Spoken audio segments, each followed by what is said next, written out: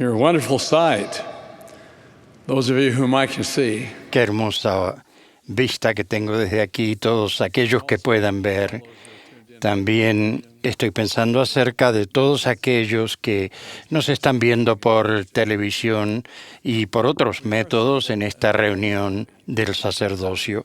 Estamos reunidos como un poderoso cuerpo del sacerdocio, tanto aquí en el centro de conferencias como en otras localidades.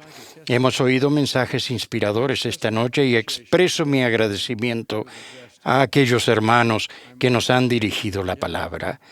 Me siento honrado y a la vez humilde por el privilegio de hablarles y ruego que el Señor me ayude con su inspiración. Hace poco, al mirar las noticias de televisión, me di cuenta de que muchas de las historias eran de naturaleza similar, ya que todas las tragedias que se comentaban básicamente tenían su origen en una emoción, el enojo. El padre de una criatura había sido arrestado por maltrato físico. Se alegaba que el llanto del bebé lo había enfurecido tanto que le había roto una de las extremidades y varias costillas. El informe de la violencia entre pandillas era alarmante, indicando un brusco aumento en las muertes debido a sus actividades. Otra noticia esa noche informaba que el esposo de una mujer, al encontrarla con otro hombre, le hizo un disparo de bala. Y por supuesto también hablaban acerca de guerras y conflictos alrededor del mundo. Pensé en las palabras del salmista: deja la ira y desecha el enojo. Hace muchos años, una joven pareja llamó a mi oficina preguntando si podían venir para que yo los aconsejara. Indicaron que habían sufrido una tragedia en su vida y que su matrimonio estaba en serio peligro. Concertamos una cita. Cuando entraron en mi oficina, la tensión entre el esposo y la esposa era evidente. Al principio me contaron su historia con lentitud. El esposo hablaba pausadamente y la esposa lloraba en silencio y participaba muy poco de la conversación. El joven había regresado de la misión y lo habían aceptado en una prestigiosa universidad del este de Estados Unidos. Es allí, en un barrio de la universidad, donde conoció a su futura esposa. Ella también era estudiante de la universidad. Después de un año de noviazgo, viajaron a Utah y se casaron en el templo de Salt Lake. Poco después volvieron al este a terminar sus estudios. Cuando se graduaron y regresaron a su estado natal, estaban esperando su primer hijo y el esposo tenía un empleo en la profesión que había elegido. La esposa dio a luz a un niño. La vida les sonreía. Cuando su hijo tenía unos 18 meses, decidieron tomarse unas vacaciones cortas para visitar a familiares que vivían a unos pocos cientos de kilómetros de distancia. Eso fue en una época en que los cinturones de seguridad y los asientos para bebés apenas si se conocían y mucho menos la obligación de usarlos. Los 3 miembros de la familia viajaban en el asiento delantero con el niño en el medio. En un momento del viaje, el matrimonio comenzó a discutir. Después de todos estos años, no recuerdo cuál fue la causa, pero sí recuerdo que la discusión se intensificó y se tornó tan acalorada que al final se hablaban a gritos. Como es comprensible, eso causó que el niño comenzara a llorar, lo cual, dijo el esposo, solo hizo que él se enfureciese más y, perdiendo totalmente el control, tomó un juguete que el niño había dejado en el asiento y lo lanzó en dirección a su esposa. No le pegó a su esposa, pero en cambio, el juguete golpeó a su hijo. Como resultado, le produjo una lesión cerebral y quedó discapacitado para el resto de su vida. Esta era una de las situaciones más trágicas que yo había conocido.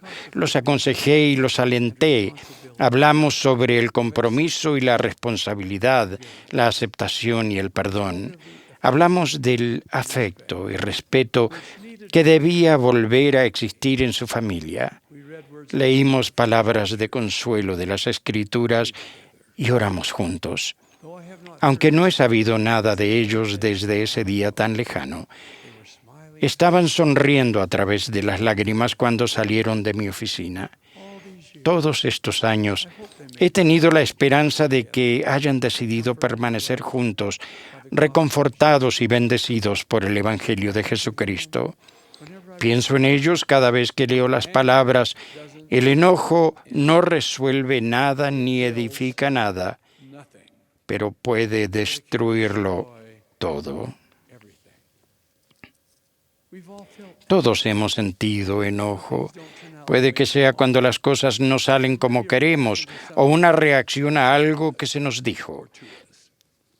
Tal vez lo sintamos cuando las personas no se comparten como queremos o cuando tenemos que esperar por algo más de lo que pensábamos.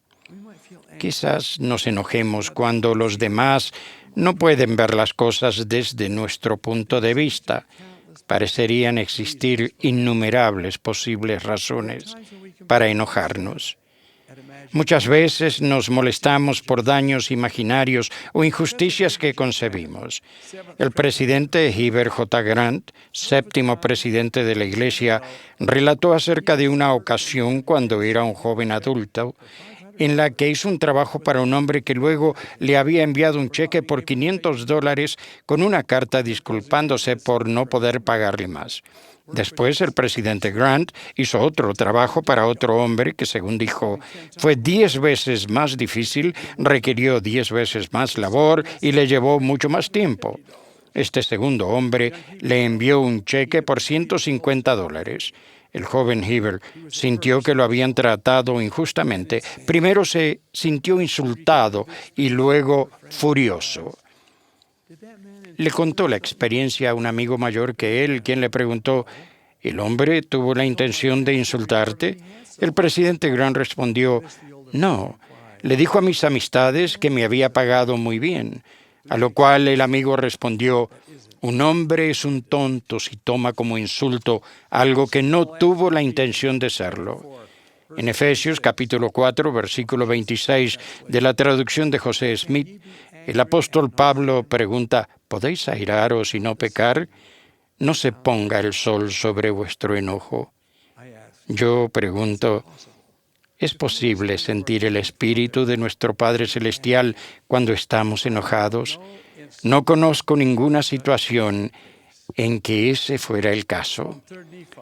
En tercer Nefi y del libro de Mormón leemos: y no habrá disputas entre vosotros, porque en verdad os digo que aquel que tiene el espíritu de contención no es mío, sino del diablo, que es el padre de la contención, y él irrita los corazones de los hombres para que contiendan con ira unos con otros. He aquí, esta no es mi doctrina, agitar con ira el corazón de los hombres el uno contra el otro. Antes bien, mi doctrina es esta, que se acaben tales cosas. Enojarse es ceder a la influencia de Satanás. Nadie puede hacernos enojar, es nuestra decisión. Si deseamos tener un buen espíritu en todo momento, debemos escoger no enojarnos. Y yo testifico que eso es posible. El enojo, la herramienta de Satanás, es destructiva de muchísimas formas. Creo que todos conocemos la triste historia de Thomas B. Marsh y su esposa Elizabeth. El hermano Marsh fue uno de los primeros apóstoles de los días modernos que se llamó después de restaurar la iglesia sobre la tierra. Con el tiempo llegó a ser el presidente del quórum de los 12 apóstoles. Cuando los santos estaban en Far West, Missouri, Elizabeth Marsh, la esposa de Tomás, y su amiga, la hermana Harris, decidieron intercambiar leche a fin de hacer más queso del que harían de otra manera. Para asegurarse de que todo se hiciera de manera justa, convinieron en no separar lo que se llama la nata, sino que pondrían la leche y la nata juntas. La nata era lo último que salía al ordeñar y era más cremosa. La hermana Harris, cumplió con el acuerdo, pero la hermana Marsh quiso hacer un poco de queso más delicioso, así que se guardó casi medio litro de nata de cada vaca y le mandó a la hermana Harris la leche sin la nata. Eso causó un altercado entre las dos mujeres.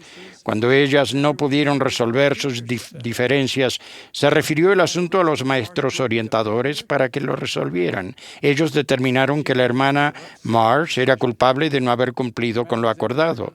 Ella y su esposo se molestaron por la decisión y el asunto se refirió al obispo para que se llevara a cabo un tribunal de la iglesia. La corte del obispo decidió que la hermana Marsh había hecho mal en guardarse la nata y se la encontró culpable de violar el acuerdo. Thomas Marsh apeló al Sumo Consejo y los hombres que lo formaban confirmaron la decisión del obispo. Entonces apeló a la primera presidencia de la iglesia. José Smith y sus consejeros consideraron el caso y confirmaron la decisión del Sumo Consejo. El elder Thomas B. Marsh, que apoyó a su esposa durante todo el proceso, se enojó más y más con cada decisión. De hecho, estaba tan enojado que fue ante un magistrado y declaró que los mormones eran antagonistas al estado de Missouri. Su declaración originó, o al menos fue un factor en ello, la cruel orden de exterminación del gobernador Lilburn Boggs, que causó que más de 15,000 santos fueran arrojados de sus casas y trajera como consecuencia todo el terrible sufrimiento y muerte que siguió. Todo eso ocurrió por un desacuerdo sobre el canje de la leche y la crema. Después de 19 años de resentimiento y pérdida, Thomas B. Marsh viajó al valle del lago Salado y pidió perdón a Brigham Young. El hermano Marsh también le escribió a Heber C. Kimball, primer consejero de la primera presidencia, acerca de la lección que había aprendido. El hermano Marsh dijo: el Señor se las arregló muy bien sin mí y no perdió nada cuando yo me alejé de las filas de la iglesia. Pero en cambio yo, ¿cuánto perdí? Riquezas, mayores riquezas, de las que todo este mundo y muchos planetas como estos podrían proporcionar. Acertadas son las palabras del poeta John Greenleaf Whittier. De todas las palabras habladas o escritas, son estas las más tristes. Podría haber sido. Mis hermanos, todos somos propensos a esos sentimientos que, si no los controlamos, pueden conducir al enojo. Sentimos desagrado, irritación y antagonismo. Y si así lo escogemos, perdemos el control y nos enojamos con los demás.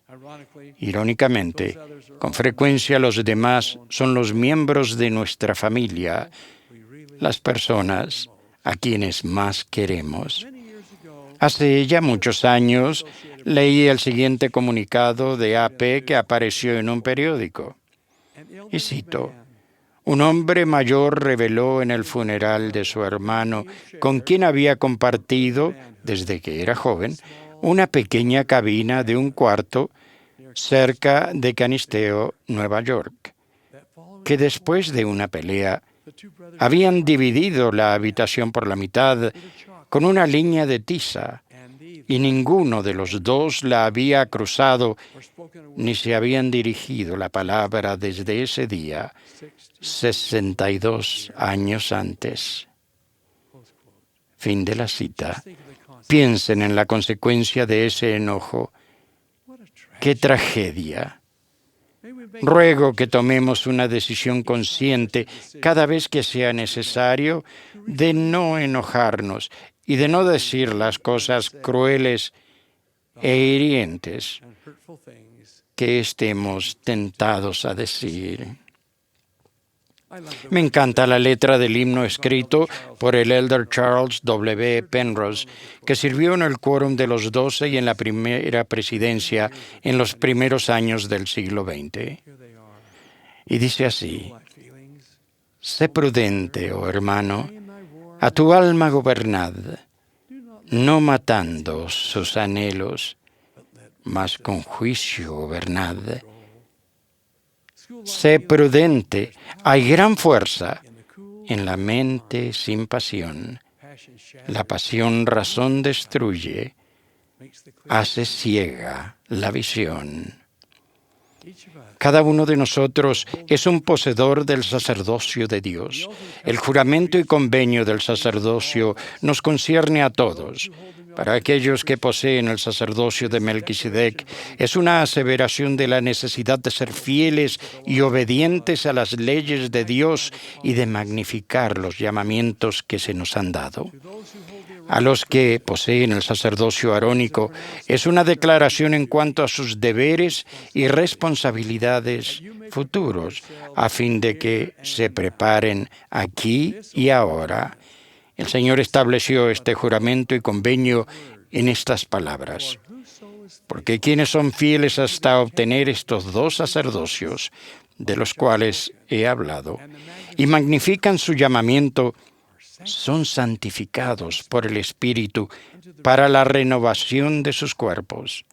Llegan a ser los hijos de Moisés y de Aarón y la descendencia de Abraham y la iglesia y reino y los elegidos de Dios. Y también todos los que reciben este sacerdocio, a mí me reciben, dice el Señor, porque el que recibe a mis siervos, me recibe a mí. Y el que me recibe a mí, recibe a mi Padre. Y el que recibe a mi Padre, recibe el reino de mi Padre. Por tanto, todo lo que mi Padre tiene, le será dado. Hermanos, nos esperan grandes promesas si somos leales y fieles al juramento y convenio de este preciado sacerdocio que poseemos. Que seamos hijos dignos de nuestro Padre Celestial, que siempre seamos un buen ejemplo en nuestro hogar y fieles en guardar todos los mandamientos, que no sintamos hostilidad hacia ningún hombre, sino más bien que seamos pacificadores, siempre recordando la admonición del Salvador. En esto conocerán todos que sois mis discípulos, si tenéis amor los unos por los otros. Este es mi ruego. Al concluir esta gran reunión del sacerdocio, y es también mi humilde y sincera oración, porque yo les amo, hermanos, con todo mi corazón y mi alma, y yo ruego a mi Padre Celestial que les dé las bendiciones a cada uno de ustedes en sus vidas, en sus hogares, en sus corazones, en sus almas. En el nombre de Jesucristo. Amén.